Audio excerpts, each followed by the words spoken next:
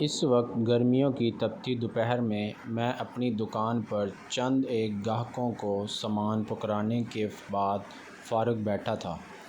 دن کے اس پہر عموماً گاہک کم ہی آیا کرتے تھے، کوئی یکا دکا ہی لوگ تھے جو آ رہے تھے۔ میں نے گھڑی میں ٹائم دیکھا تو دوپہر کے 2:30 بج رہے تھے، اور اب تو مجھے بھوک بھی زوروں کی لگی تھی۔ گھر جا کر کھانے کا تو سوال ہی نہیں پیدا ہوتا، کیونکہ گھر کے نام پر میرے پاس بس ایک مکان ہی تھا جس میں بسنے والے لوگوں کی میرے کھانے پینے یا آرام سے کوئی غرض نہیں تھی۔ انہیں تو بس میرے کما کر لائے ہوئے پیسوں سے مطلب تھا، اور اگر انہیں پتہ چل جاتا کہ میں دکان بند کر کے کھانا کھانے آیا ہوں تو قیامت ہی کھڑی کر دیتے۔ اس لیے میں اٹھ کر دکان بند کرنے لگا تھا کہ کسی ہوٹل سے کھانا لے کر آؤں۔ ابھی میں دکان کا شٹر نیچے نہیں کیا تھا کہ سامنے سے آتی ہوئی ایک معصوم بچی پر میری نظر پڑی۔ وہ میری ہی طرف بڑھ رہی تھی۔ میں دکان کے باہر کھڑا اسے دیکھنے لگا کہ شاید وہ کوئی چیز یا سامان لینے آ رہی ہو۔ اس کے ہاتھ میں کپڑے سے ڈھکی کوئی چیز تھی، جو اس نے پاس آ کر مجھے دیتے ہوئے کہا کہ یہ کھانا آپ کے لیے اماں نے بھیجا ہے۔ میں حیران ہو کہ ابھی بھی میں کھانا لینے کے لیے ہی دکان سے نکلا تھا اور ابھی کسی نے میرے لیے کھانا بھیج دیا۔ میں نے بچی سے وہ کھانا لیا اور شکر ادا کیا۔ دکان میں جا کر کھانے بیٹھ گیا۔ کھانا بہت ہی زیادہ لذیذ تھا، کسی نے بڑے دل سے پکایا تھا۔ میں کھانا کھانے سے فارغ ہوا تو ایک ایک کر کے گاہک بھی آنے لگے۔ میں اپنے کام میں مصروف ہو گیا۔ دوسرے دن پھر وہی بچی کھانا لے کر آئی اور بولی، اماں نے بھیجا ہے۔ اب ہر روز یہی سلسلہ چل پڑا تھا۔ میرے لیے انواع و اقسام کے کھانے روز روز آنے لگے تھے، جو کھا کر پیٹ بھر لیتا۔ کوئی ایک ہفتہ ہو گیا تھا۔ وہ بچی ہر روز کھانا لاتی رہی، لیکن میں نے اس سے نہیں پوچھا وہ کون ہے اور اس کی اماں میرے لیے کھانا کیوں بھیجتی ہے۔ یہ سوال آج ہی میرے دماغ میں آیا تھا، اور پھر دوپہر میں عین اسی وقت جب بچی کھانا لے کر آئی، میری دکان میں داخل ہوئی تو میں نے اس کے سر پر ہاتھ رکھ کر پوچھا کہ بیٹا، آپ کون ہیں اور آپ کی اماں ہر روز میرے لیے کھانا کیوں بھیجتی ہے؟ تو بچی نے کہا، وہ میرے لیے بہت ہی حیران کن اور پریشانی کا باعث تھا، یعنی میں انجانے میں کسی اور کا کھانا ہر روز کھا رہا تھا، کیونکہ بچی نے کہا تھا کہ اماں کھانا دے کر کہتی ہے کہ جاؤ ابا کو دے کر آؤ، اس لیے میں کھانا آپ کے پاس لے کر آتی ہوں۔ یہ سن کر تو میرے اعصاب خطا ہو گئے تھے۔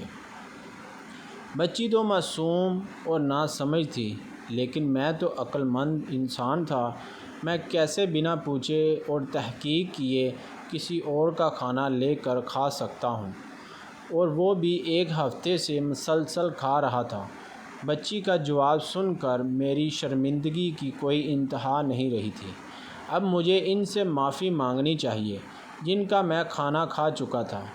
میں نے بچی کا ہاتھ پکڑا اور اسے دکان سے باہر لا کر گلی میں کھڑا کیا، تو پھر بچی سے پوچھنے لگا کہ بیٹا، آپ کے ابا کی دکان اس بازار میں کہاں پر ہے؟ کیونکہ مجھے لگا تھا کہ بچی اپنے باپ کو کسی دکان پر ہی کھانا دینے جاتی ہوگی اور راستہ بھول کر مجھے دے کر جا رہی ہوگی، لیکن اس بچی نے کہا کہ میرے ابا کی دکان اس بازار میں کہیں پر بھی نہیں ہے۔ میں نے کہا، تو پھر آپ کس کے لیے اور کہاں کھانا لے کر جا رہی ہوتی ہیں؟ تب بھی اس کا جواب وہی تھا کہ میں کھانا آپ کے پاس ہی لے کر آتی ہوں، اور اماں نے کہا ہے کہ ابا کو کھانا دے کر آؤ۔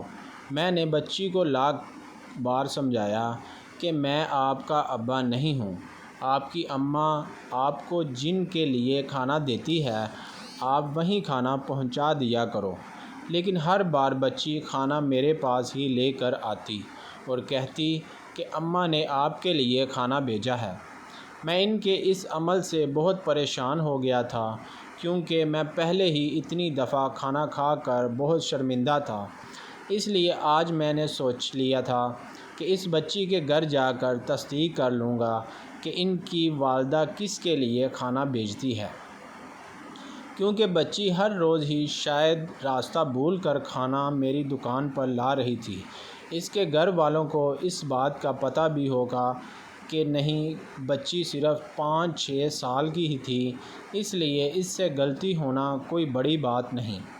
اس دفعہ میں نے کھانا لینے سے انکار کر دیا تو بچی روتی سی صورت بنا کر وہیں کھڑی رہی اور بولی کہ جب تک آپ کھانا نہیں لیں گے میں واپس نہیں جاؤں گی۔ مجبوراً مجھے اس سے کھانا لینا پڑا اور میں نے بنا کھائے ہی کھانا وہیں ٹیبل پر رکھ دیا۔ وہ بچی واپس جانے لگی تو میں نے بھی وہ کھانا اٹھایا اور اس کے پیچھے پیچھے چلنے لگا۔ وہ بچی پاس ہی ایک گھر میں داخل ہو گئی تو میں نے ڈور بیل بجا کر کسی کے باہر آنے کا انتظار کیا۔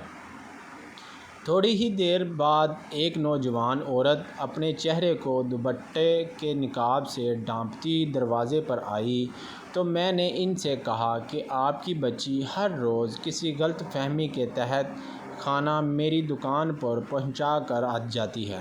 غالباً وہ کھانا اپنے والد کے لیے لے کر جاتی ہے لیکن غلطی سے میری دکان پر دے کر چلی جاتی ہے۔ میں نے کئی دفعہ بچی سے کہا بھی ہے کہ آپ غلط جگہ کھانا دیتی ہیں، لیکن وہ ضد کر کے کھانا رکھ جاتی ہے۔ میں نے اس لڑکی سے کہا کہ آپ مجھے بتا دیں بچی کے والد کی دکان کہاں پر ہے، میں انہیں کھانا پہنچا دیتا ہوں۔ وہ لڑکی چپ چاپ کھڑی میری باتیں سن رہی تھی۔ جب میں اپنی بات ختم کر کے چپ ہوا تو اس نے کہا، بچی کا والد فوت ہو چکا ہے، آس پاس کوئی مسجد نہیں، اس لیے میری بیٹی اپنے والد کے ایصال ثواب کا کھانا کسی دکان پر ہی لے کر آتی ہے۔ مجھے بچی کے یتیم ہونے کا سن کر بہت ہی دکھ ہوا۔ میں نے اس بات کا افسوس کیا اور چپ چاپ واپس چلا آیا۔ میں اپنی دکان پر آ کر بیٹھ گیا تھا لیکن میں اپنے دماغ سے اس بچی اور اس کی ماں کے خیالات کو نہیں نکال پا رہا تھا۔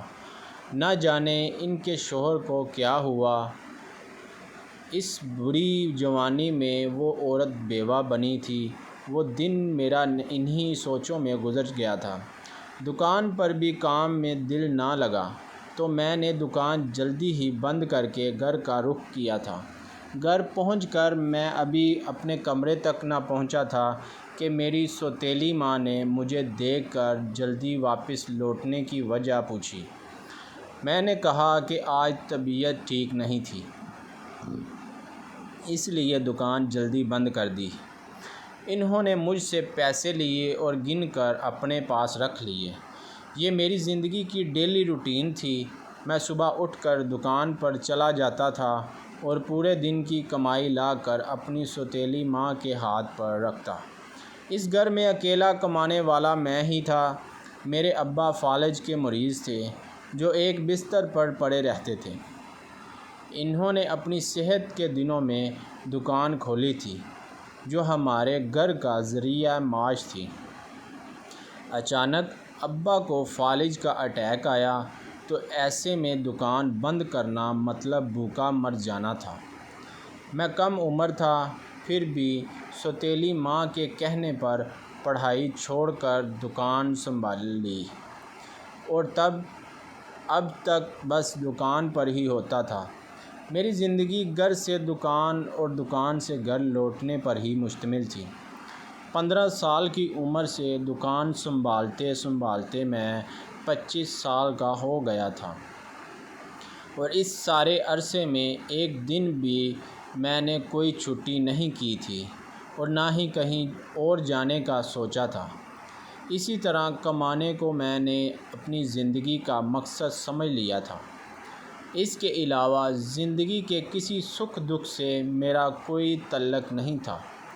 ننیال و دیال میں مجھے کسی رشتے کا کچھ پتہ نہیں تھا۔ میں کب یتیم ہوا یہ مجھے نہیں پتہ، کیونکہ مجھے اپنی ماں کی شکل تک یاد نہیں تھی۔ بس سوتیلی ماں کے منہ سے یہ ہمیشہ سنا تھا کہ میں ان کا سوتیلا بیٹا ہوں۔ میرے علاوہ ابا کی ایک اور اولاد تھی اور وہ میری سوتیلی بہن تھی۔ وہ شہر میں کسی بڑی یونیورسٹی میں پڑھ رہی تھی۔ کبھی کبھار وہ گھر آ جاتی تو مجھے منہ تک لگانا پسند نہیں کرتی تھی۔ گھر سے صبح بنا کچھ بھی کھائے پیے میں نکل جاتا اور رات دیر سے دکان بند کر کے لوٹتا۔ تب بھی میرے لیے گھر میں کھانے کو کچھ موجود نہیں ہوتا تھا۔ سوتیلی ماں جو بھی پکاتی صرف خود کھاتی اور ابا کو کھلاتی۔ میرے لیے یہی غنیمت تھی کہ وہ میرے باپ کا خیال رکھ رہی تھی، ورنہ وہ ابا کو بھی اپنے اوپر بوجھ ہی سمجھتی تھی۔ ابا کی خاطر ہی میں اس گھر کا خرچہ اٹھا رہا تھا، جس میں میری سوتیلی ماں اور بہن بھی آتی تھی۔ میں ہر روز ہی 5-10 ہزار لا کر سوتیلی ماں کو دیتا تھا، لیکن پھر بھی ان کے مطابق میں نے ان لوگوں کے لیے کیا ہی کیا تھا۔ ابا میرے ایک کمرے میں پڑے رہتے تھے۔ ان سے میرا ملنا بھی ان کی بیوی کی اجازت پر موقوف تھا۔ اگر وہ چاہتی تو مجھے ابا کے کمرے میں جانے کی اجازت دیتی، اگر نہ چاہتی تو ہفتہ بھر میں اپنے باپ کو نہیں دیکھا سکتا تھا۔ مجھے بچپن سے ہی ان کے آگے کوئی سوال کرنے کی عادت نہیں تھی، اور یہ عادت بھی مجھ میں میرے باپ نے ہی ڈالی تھی۔ میری سوتیلی ماں ابا کی بہت ہی چہیتی تھی۔ جب ہی اس کے بعد مجھے بھی ان کے سامنے بولنے کی جرأت نہیں تھی۔ اپنی سوتیلی ماں کو دیکھ کر مجھے اس لڑکی کا خیال آ گیا تھا جو اپنے شوہر کے مرنے کے بعد بھی اس کے لیے کھانا بھیج دیتی تھی، اور یہاں میرا باپ زندہ ہوتے ہوئے بھی ایک روٹی کا محتاج تھا۔ کتنی باوفا تھی وہ عورت جو چھوٹی بچی کے ہاتھ اپنے شوہر کے حصے کا کھانا مجھے بھیج دیتی تھی۔ مجھے اس کی اعلیٰ ظرفی پر رشک آنے لگا تھا۔ کاش میری ماں کی موت کے بعد میرے باپ کو بھی کوئی ایسی باوفا بیوی ملی ہوتی تو آج ہمارے گھر میں پیسے کے علاوہ انسانوں کی بھی کچھ قدر ہوتی۔ رات تک اپنے دماغ میں یہی باتیں سوچتے جانے کب میری آنکھ لگ گئی تھی۔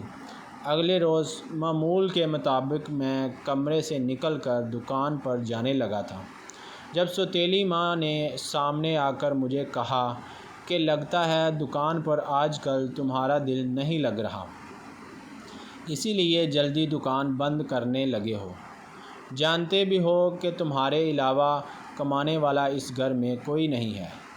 تم مرد ہو اور یہ تمہاری ذمہ داری بنتی ہے کہ ہمیں جو کچھ بھی چاہیے وہ تم لا کر دو۔ تمہارے ابا نے تمہارے کاندھوں پر یہ بوجھ ڈالا ہے، ورنہ میں تم سے 1 روپیہ تک نہیں مانگتی۔ میں ان سے زیادہ کسی بات پر بحث نہیں کرتا تھا، اس لیے میں نے ہاں میں سر ہلا دیا تھا اور بولا کہ کوشش کروں گا کہ آئندہ آپ کو کچھ پیسے زیادہ دے سکوں۔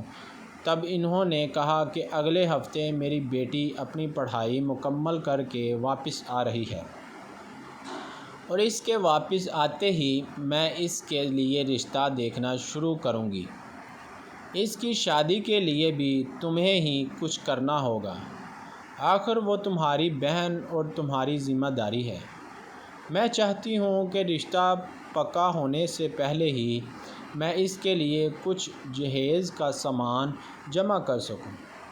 اگر تم کچھ پیسوں کا اکٹھا بندوبست کر سکتے ہو تو چند لاکھ کا بندوبست کرو، کیونکہ میں زیادہ وقت اپنی بیٹی اس گھر کی غربت میں نہیں رکھ سکتی۔ ان کی اس بات کا میرے پاس کوئی جواب نہیں تھا۔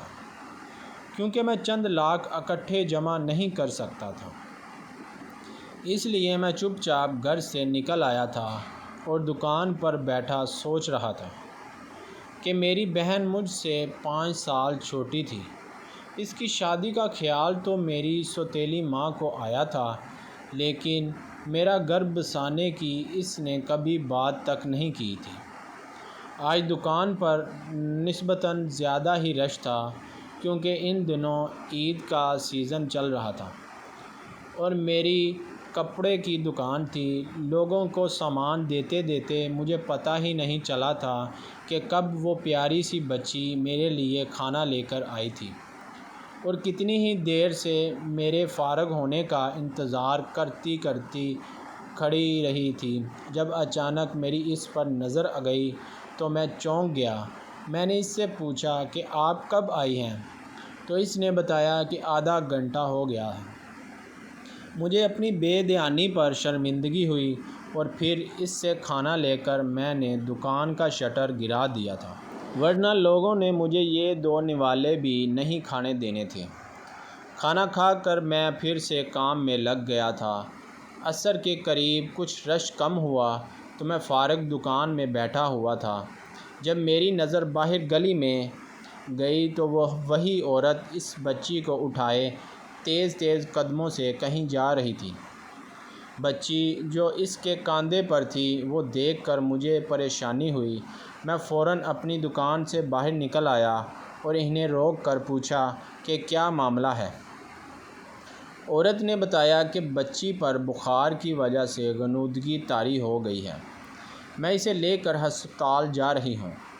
میں نے قریب ہی کھڑی موٹر سائیکل دوست سے لی اور بچی کو سامنے بٹھا کر اس عورت کو پیچھے بیٹھنے کا کہا۔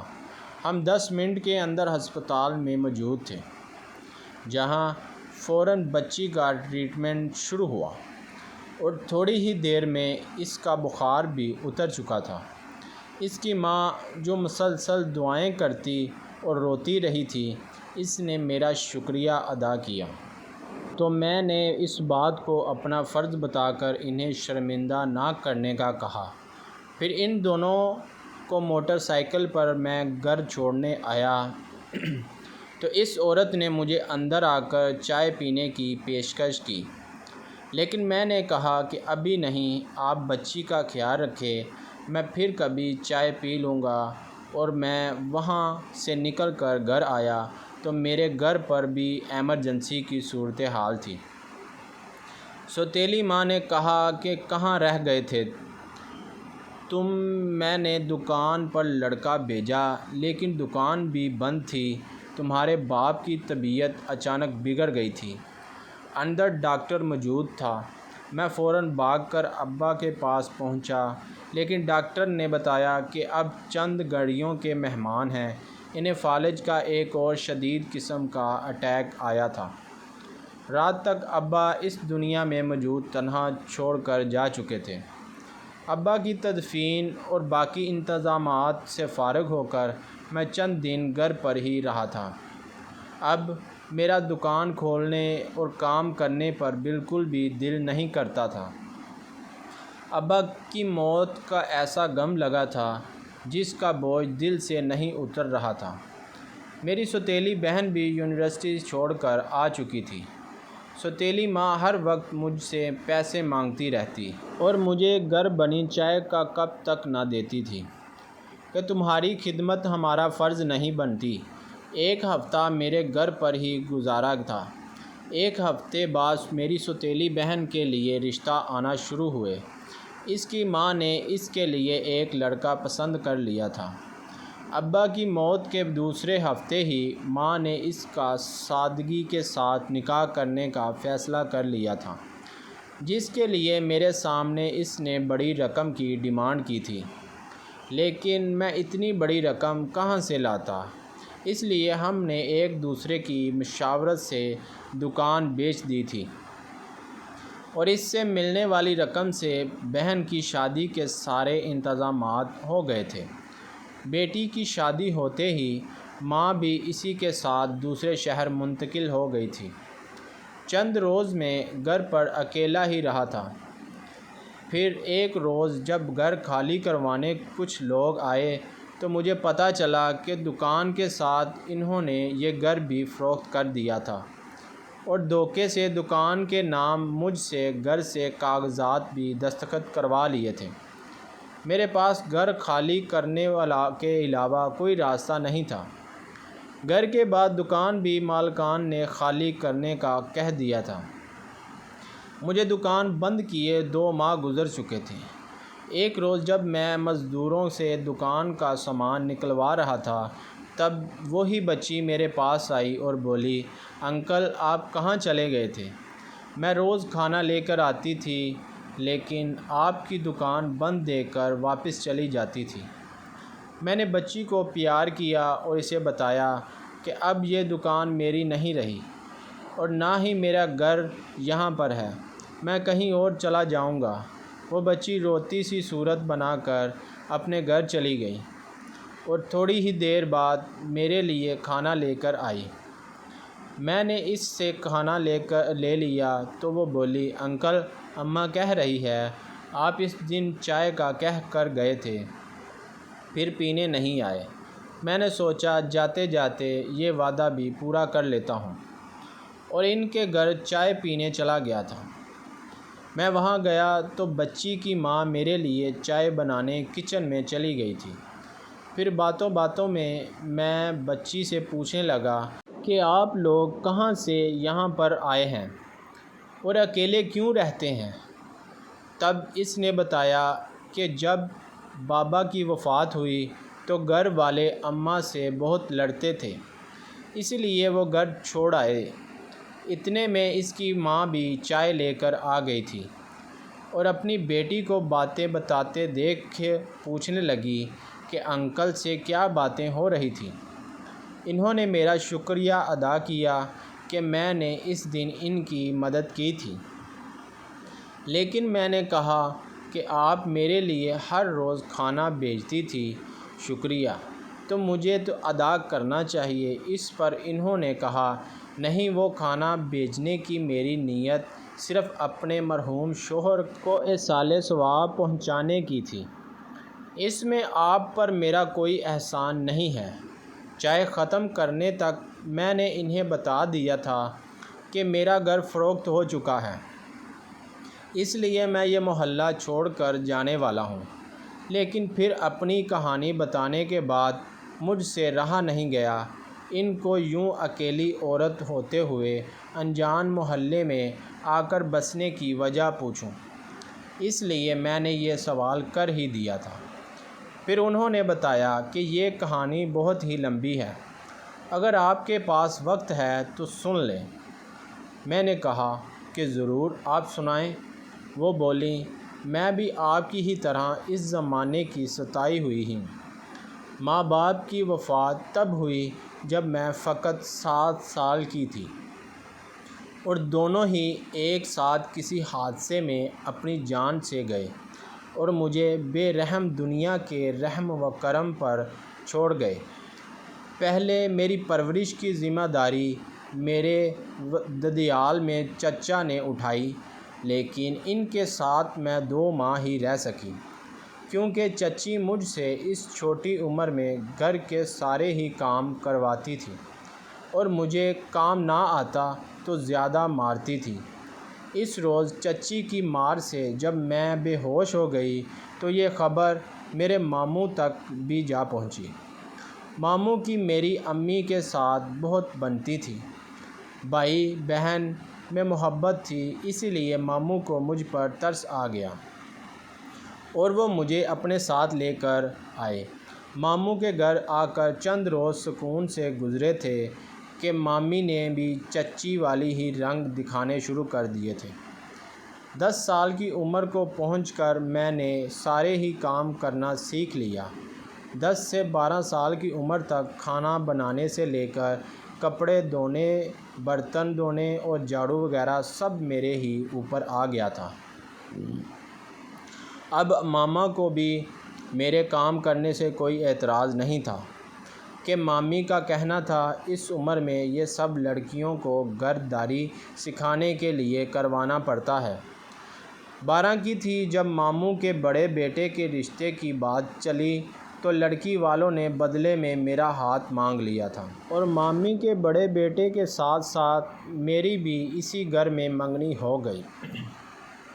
لیکن ماموں کا بیٹا بوڑھا تھا، اس لیے اس کی شادی کی بھی جلد ہی تاریخ طے ہوئی، اور میں چھوٹی تھی۔ میرا منگیتر بھی لگ بھگ میری عمر کا تھا، اس لیے ہماری شادی چند سالوں بعد ہونی تھی۔ میرا سسرال اچھا تھا، اس لیے اب مجھے تھوڑا بہت پیار مل جاتا تھا۔ میری نند جو اب میری مامی کی بہو بھی تھی، انہیں بھی میں بابی ہی بلاتی تھی، وہ بھی میرے ساتھ بہت اچھی تھی۔ وہ گھر میں آئی تو مجھ پر سے کام کا بوجھ کچھ کم ہوا تھا۔ وہ خود ہی میری مدد کر دیا کرتی تھی، جبکہ میری مامی اس سے بھی کہتی تھی کہ یہ کام کرنے میں بہت ماہر ہو گئی ہے، تم کوئی تکلیف مت کیا کرو۔ لیکن بابی بہت اچھی تھی، وہ مامی کو تو پلٹ کر کچھ نہ کہتی، لیکن میری مدد پھر بھی کرتی تھی۔ ہماری زندگی یوں ہی خوشی سے گزر رہی تھی۔ میں 17 سال کی ہو چکی تھی۔ میرا منگیتر اکثر ہمارے گھر آتا جاتا رہتا تھا اور مجھے دیکھ کر بہت خوش ہوتا۔ ہم دونوں ہی ایک دوسرے کو پسند کرتے تھے، لیکن گھر میں اتنی آزادی نہیں تھی کہ مل بیٹھ کر باتیں کرتے، اسی لیے ہم دونوں کو اکثر چھپ کر بات کر لیا کرتے تھے، جس میں بابی کی ہمیں بھرپور مدد حاصل تھی۔ یہ میری زندگی کے بہت ہی خوبصورت دن تھے۔ وہ آتا تو میرے لیے ہمیشہ ہی کوئی تحفہ ضرور لے کر آتا۔ میری ہونے والی ساس بھی میرے لیے تحفے، تحائف اور کھانے پینے کی چیزیں بھیجتی ہی رہتی تھی۔ مجھے سسرال کا بہت پیار حاصل تھا، لیکن قسمت اب بھی میری خراب تھی۔ ان دنوں بابی حمل سے تھی، ان کے آخری مہینے چل رہے تھے۔ وہ اپنے روٹین چیک اپ کے لیے ہسپتال جا رہی تھی، اور گاڑی میں صرف بابی اپنے شوہر کے ساتھ موجود تھی، جب ایک بہت ہی بھیانک ایکسیڈنٹ میں بابی اور بھائی شدید زخمی ہو گئے۔ انہیں فوری طور پر ہسپتال منتقل کیا، جہاں بابی کا آپریشن ہوا۔ ان کا بچہ تو بچ گیا، لیکن افسوس کہ وہ خود اس دن دنیا سے چلی گئی۔ وہ بابی کے ساتھ ساتھ میرے ہونے والی نند بھی تھی، اور ان کا بچہ پیدا ہوتے ہی یتیم ہو گیا تھا۔ مجھے اپنے یتیمی کے دن یاد آنے لگے تو میں نے اس بچے کو گلے سے لگا لیا اور ماں کی طرح اس کی پرورش کرنے لگی۔ بابی کی موت کا بھی ان کے شوہر کو پتہ نہیں چلا تھا۔ وہ ابھی تک ہسپتال میں بے ہوشی کی حالت میں موجود تھے۔ لیکن چند روز بعد ایک بری خبر پھر آئی، اور وہ یہ تھی کہ بابی کے شوہر کی دونوں ٹانگیں ڈاکٹرز کو کاٹنی پڑی تھیں۔ وہ ہمیشہ کے لیے معذور ہو چکے تھے۔ یہ بات سن کر تو ہمارے گھر میں موت سے بھی بڑا ماتم مچ گیا تھا۔ ہنستے کھیلتے گھر میں اب ہر طرف چپ کا راج تھا۔ جو کوئی جہاں تھا وہیں پڑا رہتا تھا، نہ کوئی ہنستا تھا، نہ بولتا تھا، یہاں تک کہ کھانے پینے کا ہوش بھی کسی کو نہیں ہوتا تھا۔ میں اس معصوم ننھی سی جان کو ہر وقت گود میں لیے پھرتی رہتی تھی، اور یہ دیکھ کر نہ جانے کب میری مامی کے دل میں یہ خیال آیا کہ وہ میری شادی اسی بچے کے باپ سے کروا دیں تو میں دونوں کو ہی بخوبی سنبھال لوں گی۔ لیکن میں اپنے منگیتر سے بہت محبت کرتی تھی۔ یہ بات سن کر میں بہت زیادہ رونے لگی تو میرے ماموں کو مجھ پر ترس آ گیا، لیکن مامی نے اپنے شوہر کی ایک نہ سمانی اور میرے سسرال والوں کو صاف صاف انکار کر دیا کہ ہم یہ رشتہ ختم کرتے ہیں۔ وہ لوگ ناراض ہو کر چلے گئے تھے۔ پھر ایک روز ماموں نے مجھے پاس بلا کر پوچھا کہ تم اپنے سابقہ منگیتر سے شادی کرنا چاہتی ہو؟ میں نے ہاں میں سر ہلایا تو ماموں نے فون کر کے اسے بلایا اور ہم دونوں کا نکاح مسجد میں پڑھوا کر مجھے اس کے ساتھ چوری چھپے رخصت کر دیا تھا۔ اس بات کی میری مامی اور اس کے بیٹے کو خبر تک نہ ہوئی تھی، اور ان دونوں نے یہ سمجھ لیا تھا کہ میں گھر سے بھاگ چکی ہوں۔ مجھے بابی کا معصوم بچہ چھوڑ کر جانے کا بالکل بھی دل نہیں تھا، لیکن ماموں نے مجھے تسلی دی تھی کہ ہم اس بچے کو اچھی طرح سے رکھیں گے، اس لیے میں وہاں سے ہمیشہ کے لیے چلی آئی تھی۔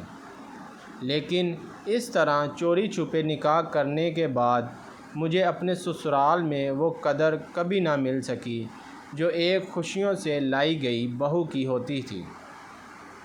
جب تک میرے شوہر زندہ تھے بس سسرال میں گزارا ہو ہی رہا تھا۔ میرے شوہر ایک فوجی تھے جو اکثر اپنی ڈیوٹی کے سلسلے میں گھر سے باہر رہتے تھے، اور مجھے ساس اور باقی گھر والوں سے طرح طرح کی باتیں سننے کو ملتی تھی۔ میرے شوہر کو ڈیوٹی پر گئے ہوئے 1 ماہ گزر چکا تھا۔ جلد ہی وہ چھٹی لے کر وہ گھر واپس آنے والے تھے، لیکن ان کے واپس آنے سے پہلے یہ خبر آ گئی تھی کہ انہیں شہید کر دیا گیا ہے۔ یہ خبر سنتے ہی میری ساس مجھ پر برس پڑی تھی کہ تم ہی منحوس ہو جس سے شادی کر کے میرا بیٹا مرا ہے۔ یہ سب یقیناً اس معصوم بچے کی بد دعائیں ہیں جسے تم چھوڑ کر آئی ہو۔ شوہر کی موت کا صدمہ میرے لیے بہت بڑا تھا، اوپر سے گھر میں ہونے والے ہر روز کے جھگڑے مجھے اندر سے ختم کر رہے تھے۔ شوہر کی موت کی 1 ماہ بعد ہی مجھے پتہ چلا کہ میں حاملہ بھی ہوں۔ اب میرے اوپر ایک ننھی سی جان کی ذمہ داری بھی تھی، اس لیے میں نے خود کو سنبھال لیا تھا۔ بیٹی کی پیدائش تک سسرال والوں نے بڑی مشکل سے مجھے اپنے گھر پر رکھا تھا، لیکن جیسے ہی میں نے ایک بیٹی کو جنم دیا تو مجھے گھر پر رکنے کے لیے تیار بھی نہیں تھے۔ لیکن پھر بھی میں نے اپنی زندگی کے 4 سال وہاں جانوروں کی طرح رہ کر گزارے تھے۔ پھر بحالت مجبوری مجھے وہ گھر چھوڑنا ہی پڑا، اس لیے میں واپس ماموں کے گھر آ گئی تھی۔ لیکن یہ سن کر بہت ہی زیادہ افسوس ہوا کہ میرے ماموں بھی اس دنیا سے رخصت ہو چکے تھے، اور مامی نے اپنے بیٹے کی شادی ایک بیوہ عورت سے کر دی تھی، لیکن اس عورت نے میری مامی کو ہی گھر سے نکال دیا تھا، اور اپنے معذور شوہر اور اس کے بچے پر بھی بڑے ظلم کرتی تھی۔ میں خود مجبور اور لاچار تھی، میں بھلا کسی کی کیا مدد کر سکتی تھی، اس لیے اپنا سامان لے کر میں وہاں سے بھی نکل آئی تھی۔ یہاں اس محلے میں نے کرائے کا مکان لیا اور اپنے شوہر کی ملنے والی پینشن پر گزارا کرنے لگی تھی۔ مجھے اس عورت کی کہانی سن کر بہت ہی زیادہ افسوس ہوا تھا، وہ تو مجھ سے بھی زیادہ مجبور تھی۔ میں اجازت لے کر وہاں سے جانے لگا تو بچی میرے سامنے کھڑی ہو گئی تھی۔ اس نے کہا کہ انکل آپ کہیں مت جائیے، نہ آپ کے پاس بھی تو گھر نہیں ہے، آپ ہمارے ساتھ رہ لیں نا پلیز۔ اس بات پر میں نے اس کی ماں کی طرف دیکھا جس کی آنکھوں میں آنسو تھے۔ شاید وہ یہ سوچ رہی ہوگی کہ کاش اس بچی کا باپ زندہ ہوتا تو اسے کسی اور سے شفقت کی امید لگانے کی ضرورت نہ پڑتی۔ میں نے تھوڑی دیر بعد سوچنے کے بعد اس عورت کے سامنے نکاح کی پیشکش رکھ دی، کیونکہ وہ اور میں ہم دونوں ہی ایک ایسے تھے جنہیں کسی سہارے کی ضرورت تھی۔ اس نے اپنی بیٹی کی طرف دیکھتے ہوئے میری پیشکش قبول کر لی تھی، اور پھر ہماری خوبصورت زندگی کا آغاز ہوا تھا۔ شکریہ۔